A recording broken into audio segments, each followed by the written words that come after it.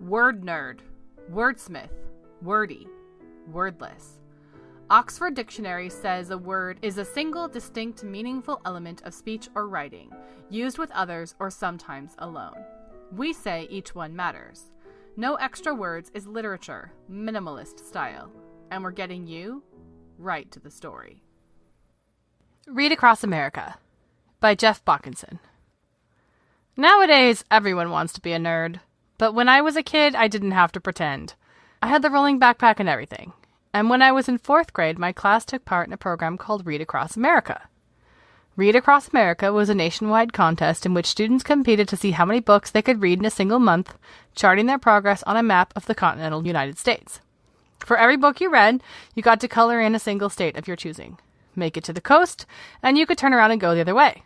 The winner was the student who crossed the lower 48 east to west and west to east the most number of times. Simple enough. But I wasn't just a nerd. I was competitive, too. Think Daniel Day-Lewis in There Will Be Blood.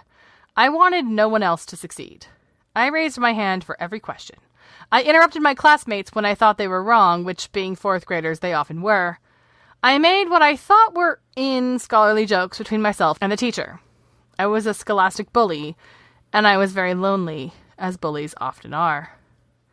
It seemed like I was never any good at the things that 4th graders want to be good at. I certainly wasn't going to qualify for the Presidential Fitness Award.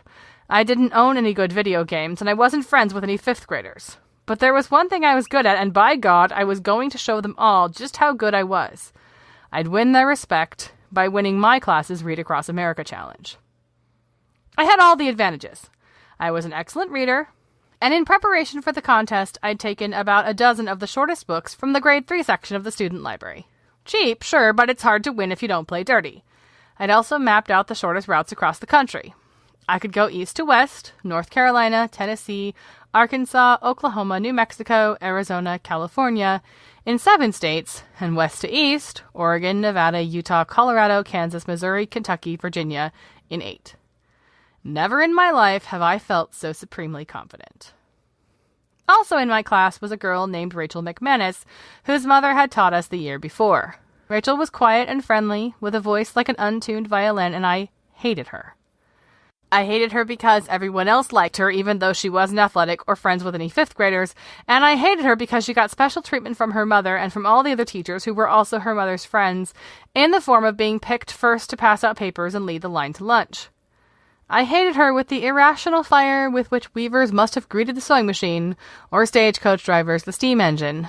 Her mere existence threw everything I knew into question. By the 2nd week of the Read Across America contest, I'd reached Oklahoma and was a few pages away from New Mexico. Rachel McManus was in Pennsylvania, having started in New York. The rest of our class was still stuck on the eastern seaboard. When Rachel finished her 3rd book, she opted to fill in West Virginia. If you can picture a map of the United States, you know what an enormous mistake this is. So apparently did our teacher, Mrs. Lee. Later that morning, Rachel was called up to Mrs. Lee's desk and quietly filled in Ohio. I called bullshit. Mrs. Lee, I asked as we transitioned from multiplication to grammar, I noticed that Rachel added 2 states today. I guess she read 2 books? Mrs. Lee ignored me. So I asked again, loudly enough for the rest of the class to hear. Mrs. Lee said that that was something she and I might discuss after the lesson was over, but I wanted an answer right away. I don't understand, I said, looking at my classmates. Do we all get an extra state? There were murmurs of assent from dark corners of the classroom. Emboldened, I pushed my point. I could practically hear the thoughts racing through my classmates' heads. What's this? Bockinson going up against the teacher? I'd never had them on my side before. It was exhilarating. Dizzying. I thrust back my chair and stood.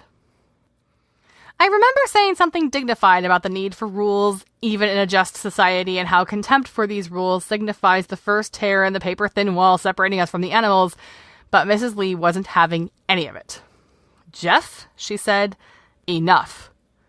If I was going to be disruptive, I could spend the rest of the lesson in the hallway. I felt stung, bewildered. I thought that Mrs. Lee and I understood each other, but now, giving witness at my desk, I came to the awful realization that of course she hadn't just allowed Rachel to fill in an extra state, she'd actually suggested it. And this betrayal by an adult whom I respected and whom I needed to enforce the rules that kept order in the classroom and kept me from getting hit or tripped on the playground or any number of other places where Wayne Murphy and Eugene Giroux might find me alone and vulnerable, along with the pressure of leading my first radical assault on the powers that be, was simply too much to publicly bear. A tear began to pool at the corner of my eye. And then, as I tried to press my point one final futile time, I felt the tear detach and slide down my cheek, another gathering to take its place. Suddenly I was crying, and all around me the support of 24 9 and 10-year-olds turned to disgust. I'd had my shot, and I'd whiffed, blown it. I buried my head in my hands and waited for the lunch bell to ring. By the time I felt safe enough to open my eyes, the classroom was empty except for Rachel, who was apologizing profusely, and Mrs. Lee. Mrs. Lee asked Rachel to leave. Then she sat down at the desk next to mine. You always knew things were serious when an adult sat down next to you. She asked me why I thought Rachel had got to fill in an extra state. I told her the honest truth, that it was because Rachel's mom was a teacher and one of Mrs. Lee's friends. Mrs. Lee shook her head. She delivered one of those speeches that every kid hears once in a while, and every teacher gives more often than they like to, about how reading is very easy for some people and very difficult for others, and that some people from time to time need a little extra support and understanding. I told her, yeah, sure, but there was still a difference between helping someone and helping someone cheat. Mrs. Lee listened and nodded. She said that giving a state to someone else wasn't the same as taking a state away from me, and there was no way that Rachel or anyone else in the class was going to catch me. I needed to be able to celebrate their success too. With that, I went reluctantly down to lunch. No fourth grader cried and got away with it. Of course, the only open seat in the entire cafeteria was next to Rachel McManus. I don't know if this was the cold hand of karma, or more likely if the most considerate fourth grader in Bancroft Elementary's venerable history had left a spot open specifically for me. I sat puffy-eyed and didn't say anything, and she didn't say anything to me. And given the circumstances, I think it was the best lunch either of us could have imagined. I'd like to say that I saw the error of my ways and that Rachel and I became lifelong friends, but I have no idea where she is now. It wasn't until I got home that afternoon and relayed the entire episode to my mother, who was a special education teacher at another school, that I finally understood what Mrs. Lee had meant. There was a reason, of course, that Rachel was asked to pass out papers and lead the line, and it had nothing to do with the fact that her mother had been our teacher the year before. I simply hadn't known any better. A week and a half later, I stood in front of the class and received first prize in our Read Across America contest. I'd read 14 books, nearly one every other day, and one state short of crossing our great nation twice. It was, until the geography the following fall, my proudest moment. The Read Across America ribbon still sits on the dresser in my childhood bedroom, between my geography trophy and my spirit award from basketball camp. I also have a paper doll that Mrs. Lee brought back from a trip to China, she and I having ultimately resolved our differences in pedagogical theory. What sticks with me most, though, is how quickly everyone moved on. The next day dawned just like the day before it, and no one said a word as I walked to the front of the classroom and colored in New Mexico. No one pretended to object or burst into tears.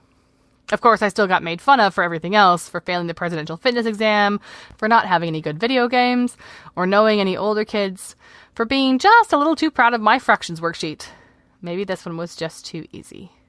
Maybe they were embarrassed for me. Or maybe Rachel or Mrs. Lee or some other mature person took my classmates aside one by one and reminded them that we all have our strengths and weaknesses, and that there are some people who, from time to time, need a little extra support and understanding. It's a lesson I try to remember as often as possible.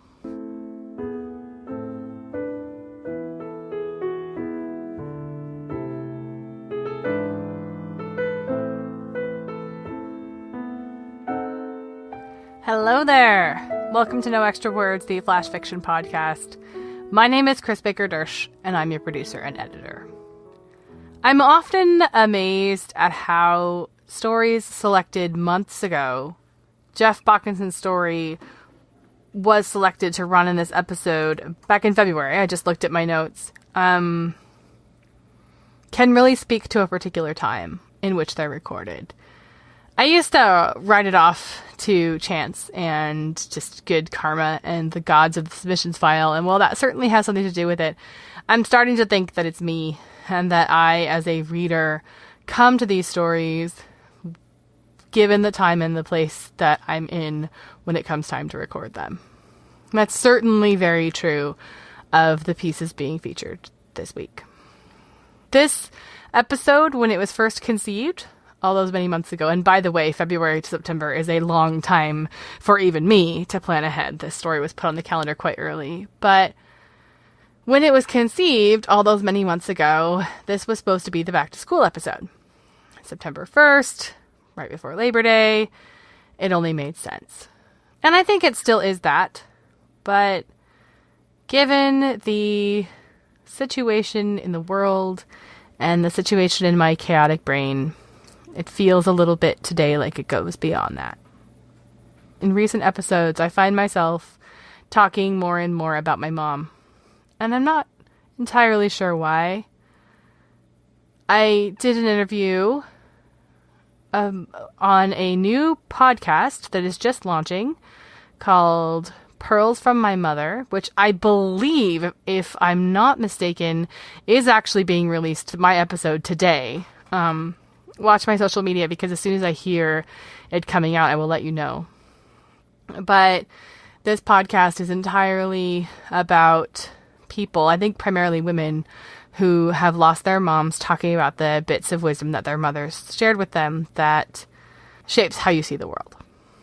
And doing that interview, I think, has made me reflect more on her, as have other things just going on in life. My mom's been gone for 22 years, and while she's never far from me, as I discuss in that interview, grief goes in cycles, it goes in waves, and after someone has been gone for a long time, missing them becomes more part of your everyday and not so much that you focus on moment to moment, because life has moved on a great deal since then. But I've talked about her on the last couple of episodes, and she's on my mind as I put together this one. She was a teacher. She was a stay-at-home mom for 16 years, and she was a teacher, primarily a primary school teacher. In the years I knew her, she was primarily a preschool teacher. And my parents are both teachers. My dad taught high school for 30 plus years. And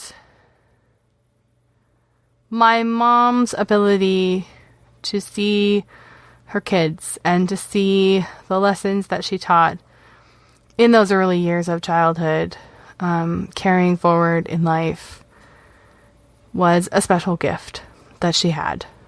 And it was one that often made me jealous as a child, because I wanted that attention on me. And even in the years when she wasn't full-time in the classroom, she still always had her kids who needed her.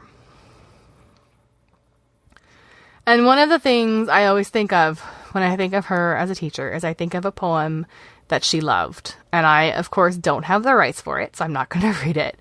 But it is All I Really Need to Know I Learned in Kindergarten. It comes from a book by Robert Fulgham. And get the book. I'm sure your library has it. Or Google the poem. Excerpts of it are all over online. But the central point of this poem is that the things that we really need to know to make it in this world are not the things that we learned in graduate school, but the things that we learned in the sandbox in kindergarten when we were 5. Things like put things back where you found them, say you're sorry when you hurt somebody, warm cookies and cold milk are good for you, and flush. And he says it's all there. Basic sanitation, ecology, world peace, it's all in there. If you look hard enough. I think about, I don't want to go into the world we're living in right now. I really don't. This isn't that kind of show. And to be perfectly honest, I'm just going to be blunt with you people. I have been avoiding this podcast. I am recording this. It is 9:46 on August 31st. In my regular life, this episode would have gone out an hour and a half ago and I would be headed for bed. But I've been putting it off. And it's because I don't know how to talk about the world we live in right now. I feel like everything I say is going to be wrong, is going to be not what I mean, is going to offend one side or another, even though I'm not sure at this moment if I care. And so I don't know what to say. And I am not someone, if you listen to this on a regular basis, you can probably assume that I am not someone who often finds myself at a loss for words. So it's a frustrating place to be. And there's enough in my personal life that's making me tired right now, like literally tired, because we're doing a remodel of my house, without the tiredness that I feel in the culture everywhere. And so I don't know what to say. If you're a contributor of mine, I probably owe you an email, and it's because I find myself doing podcast avoidance. I was listening as I was driving home today to NPR, and they did an interview with two women. One is African American and one is Sudanese American, and they have a podcast called The Stoop, which I have not listened to, but which is definitely now on my list after hearing them talk. And the goal of their show is to bring the conversations that Black people have, this is their words, not mine, just out into the world. So it's supposed to be part your mama's kitchen and part the hairdressers and part the places where people get together and they really talk about the things they talk about. And the interviewer asked one of them, said, you know, race is a big issue in the world right now, and you can't turn on the news without it being front and center, without it being all of that. And do you talk about that? Is this what the show is about? And she said, we think of ourselves as cultural rather than political. And she said, this really resonated with me. She said, everybody's got there are podcasts that do that really well already, that cover the political, the news. If you want one, go get one. There are some great ones. She said, everybody's got their role to play, and this is mine, is to have the cultural conversation. And I feel that way about this little show that I do. That the role that I play in this crazy mixed up world we live in is to tell the stories, to try to make sense of it. Whether those stories challenge you to think more or simply distract you from the world you live in now, that's the role I play. And it doesn't save the world, but I think there is a value in holding space for the voices of people to talk. And today, they're talking about the future, the kids. Those people who we all once were, as Jeff Hawkinson brings home in this story, that we all have those memories of the first time we figured out there was something called somebody different. The first time we realized we were wrong. The first time we listened to a different perspective. The first time somebody saved us from ourselves. Pretty sure we all have that. And there are a bunch of 9 and 10-year-old kids going back to school all over America and all over the world this week, and they have it too. One of the things that Robert Fulgham says in his poem, All I Really Needed to Know I Learned in Kindergarten, one of the things we learn in kindergarten is when you go out in the world, watch out for traffic, hold hands, and stick together.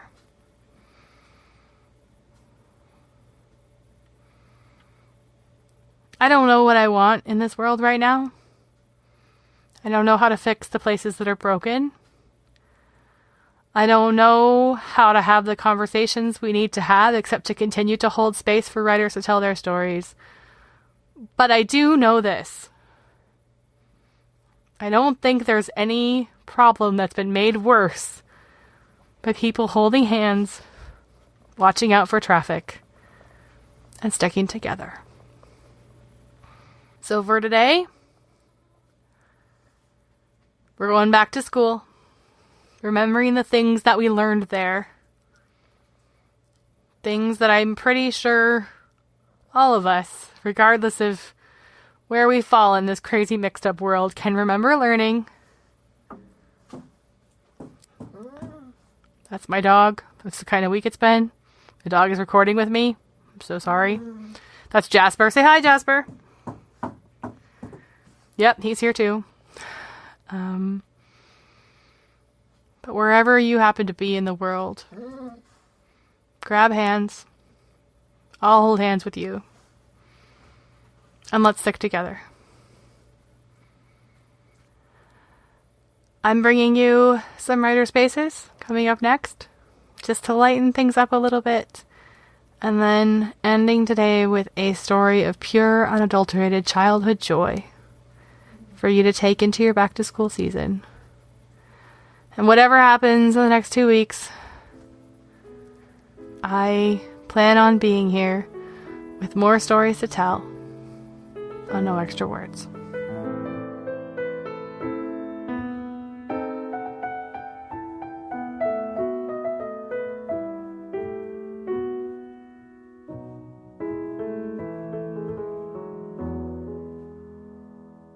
Hi, my name is Audra Kerr Brown, and welcome to my writing space. If you're looking at the picture, you can see that it's really cluttered, and I'm going to have to talk really fast because I have a lot to talk about. But if you look on the left, that's my desk. It's perpendicular to the wall. The other one you can barely see is my husband's. It's flush to the wall. But mine is facing the room because I am traumatized by Stephen King, as many of us are.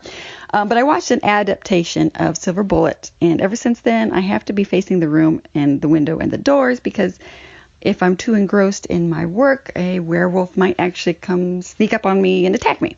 So that's why my desk is in that position. If you look at the top, there's a black and white photo, actually 3 photos of me and my sister. That was our first time in a Kmart photo booth way back in the 80s when I was in 4th grade. You see there's some cork boards around me, and those are full of newspaper clippings and quotes and pictures and things that keep me inspired to write. Up to the left of that is a picture I took in 4-H of a tractor headlight, and I have a little ribbon on that. On the other side of the corkboards, there's an Iowa State Fair poster. I live in Iowa. I love Iowa. I love the State Fair. On top of that is a little wooden American Gothic replica of the famous farmhouse window. That's actually here in Iowa. It's a real house, and you can visit it, so I had to have that. Next to that is a clipping from Pop Shop magazine, an illustration for my story called The Secret, and the illustrator was Mitt Roshan, and he's really good, and I love looking at his picture. Next to that is a movie poster from the film version, the small short film of my short story, Your Father Frederick, and yes, that is a silhouette of a wolf on there. I keep writing about wolves and werewolves because I think it's going to help me get over my fear, but I really don't think it's working. If you look on the CPU unit, there is a plush of Roz from Monsters, Inc. I love Roz. She inspires me. And if you look down on the file cabinet, there is a fake National Geographic cover of Henry Jones from Indiana Jones and the Last Crusade. Indiana Jones is my favorite movie franchise, and it says on there, Henry Jones and the Holy Grail. Did he finally find it? And you can't see, but behind my wooden chair, I have a framed acceptance letter from the University of Iowa Writers Workshop summer program. I have a framed letter from my rhetoric teacher from my undergrad days that's really inspiring, and also an email from Brett Lott that is inspiring. So as a writer, I have to be surrounded by inspiring things and by lots of encouragement. So that's me, and continue to explore the picture. There's a lot of fun things there. Thanks for visiting.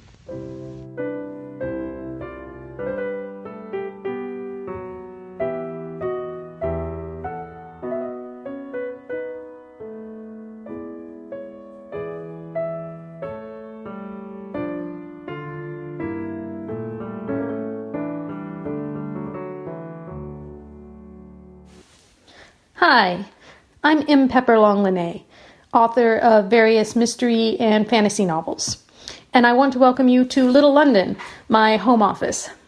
It's a wedge-shaped room with a shuttered window that looks out on our front porch, which is handy for seeing people coming. I have a chaise under the window so I can enjoy the morning sun that slants in. I'm kind of like a cat that way. I like to find a sunspot. There are 2 pillows on my chaise. One is a TARDIS pillow, and the other is a Sherlock Holmes book pillow. I also keep a large stuffed otter on my chaise. His name is Philo. I got him from the aquarium in Vancouver. My office walls are lined with overstacked bookshelves. I'm sure that's true of many authors. Besides the books, though, I have lots of figurines, candles, just a bunch of different things that I've collected over time. I love candles and incense. I like to burn things that make my office smell nice while I'm working. Some of the items I have I have a skull from Hamlet because I've acted and directed that play in particular many times. I have a Lego Tower Bridge, which you can see in the photograph, and also a statue of Bast and another of Nike. My son also created a little clay Stonehenge. On top of one bookshelf, I have a pop-up book of London, and I change the pages periodically for a different view of the city. My walls have framed prints of various London neighborhoods. There's a map of London on one wall. There's a massive clock that resembles Big Ben. There's a framed original piece of artwork from Neil Gaiman's Sandman comics. I keep a whiteboard as a vision board, and I have my old license plates from previous to our move. They read SHRLCK, short for Sherlock, because my first stories were Sherlock Holmes stories. Because of the odd shape of my room, my desk sort of floats in the middle of the floor facing the double doors. It's a large wooden desk because I stack so much stuff I need the space. I'm one of these messily organized people where I keep stacks of stuff, but I know where everything is. So please don't move my stuff. I have, another little stuffed otter on my desk, a stuffed raven, a dragon, a little Kylo Ren, Tsum Tsum, and then, my laptop, which takes up the least amount of room. I think the most notable thing on my desk is my Dalek. He's a limited edition and he talks, but only when I ask him to. I hope you've enjoyed the tour of the room, and if you take a look at the photo that accompanies this, there's a video tour of my office on my Facebook page, and you can find all of my links on my website, which is pepperwords.com, pepperwords.com. Thanks again for listening.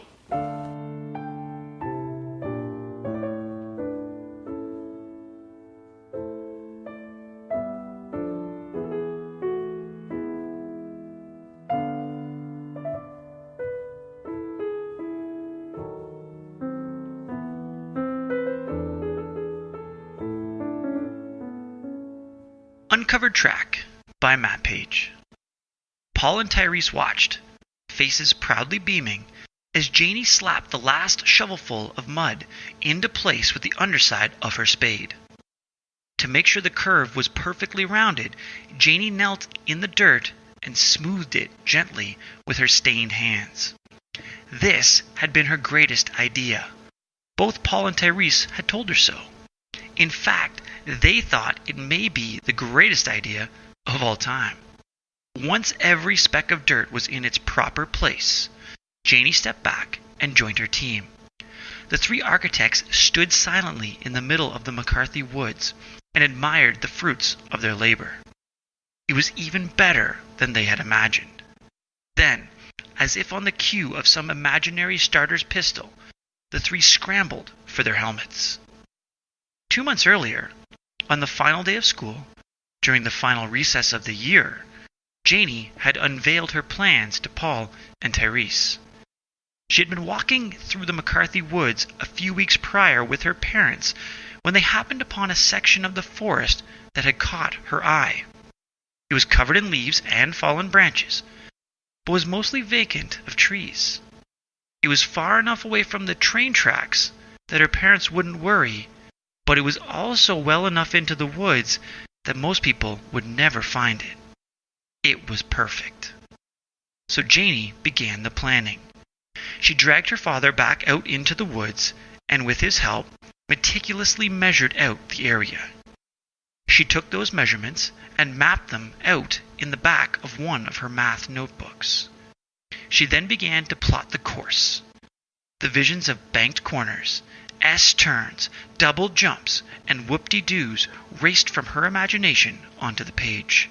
There was at times furious erasing, but it was not long before the track's outline was cemented.